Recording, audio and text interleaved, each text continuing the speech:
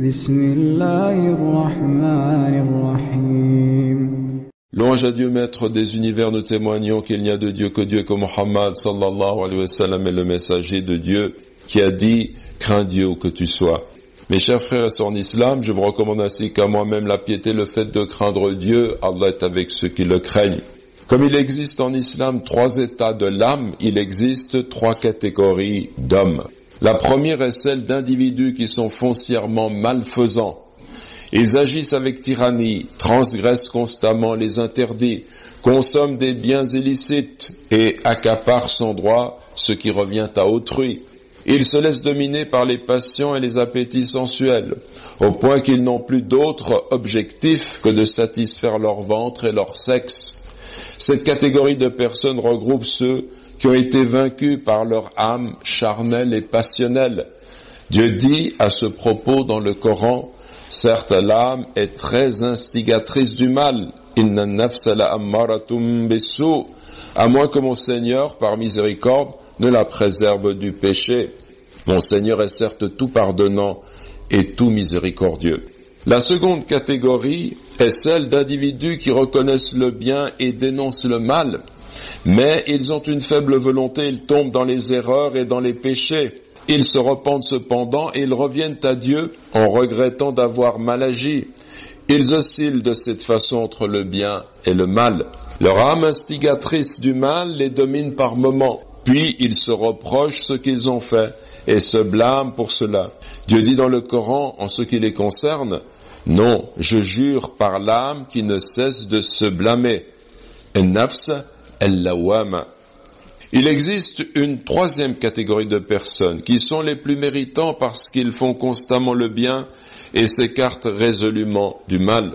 Ils ont enchaîné leur âme instigatrice du mal jusqu'à l'empêcher de commettre des péchés et des turpitudes.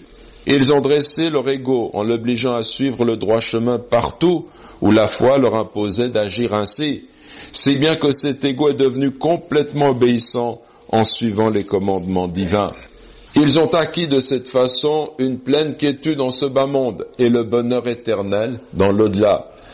Dieu s'adresse à eux par ces termes dans le Coran: ô toi l'âme apaisée, an-nafs al-mutma'inna, retourne vers ton Seigneur satisfaite et agréée. Mes chers frères et sœurs en islam, les savants ont expliqué qu'un même individu pouvait connaître ces 3 états successivement en un temps relativement court.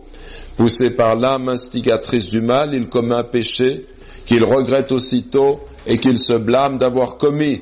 Puis, grâce à un repentir sincère, il retrouve sa quiétude devant le très miséricordieux. Mais ces 3 états dessinent aussi pour nous le chemin d'une spiritualité qui progresse vers le bien suprême, vers la piété, la bienfaisance et l'excellence de la foi. Alors l'âme goûte le bonheur et les portes du paradis lui sont ouvertes. Notre prophète sallallahu alayhi wa sallam a dit: le combattant, le mujahid, est celui qui combat sa passion, hawa. Hadith rapporté par Abu Daoud et Tirmidhi, qui le considère de bonne et d'excellente authenticité. Il est rapporté également par Ahmad. Et notre prophète a dit aussi sallallahu alayhi wa sallam: aucun de vous n'est pleinement croyant jusqu'à ce que sa passion, hawahu, suive ce avec quoi je suis venu.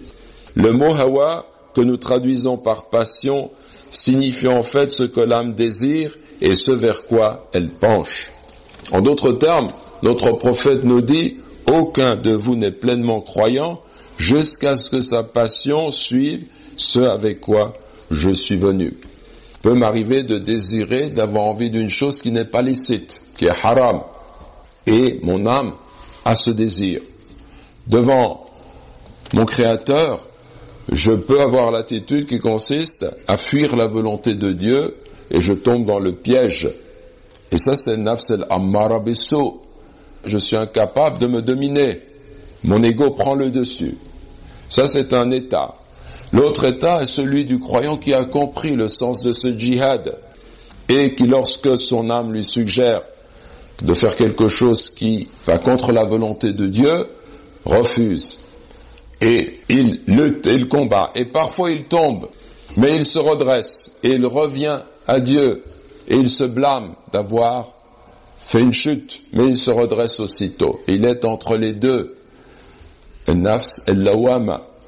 Et puis, il y a celui qui, à force de combattre, est parvenu à maîtriser complètement cette âme, qui le conduit vers le mal. Il l'a enchaînée, et elle plie complètement devant la volonté d'Allah. C'est le meilleur d'entre nous. Celui-là, il a gagné ce combat, complètement. Alors, à ce moment-là, son âme est apaisée. Al-nafs al-mutma'inna. En d'autres termes, ces trois états de l'âme dessinent pour nous le parcours de la spiritualité en islam pour gagner en degré et nous rapprocher de la volonté d'Allah subhanahu wa ta'ala.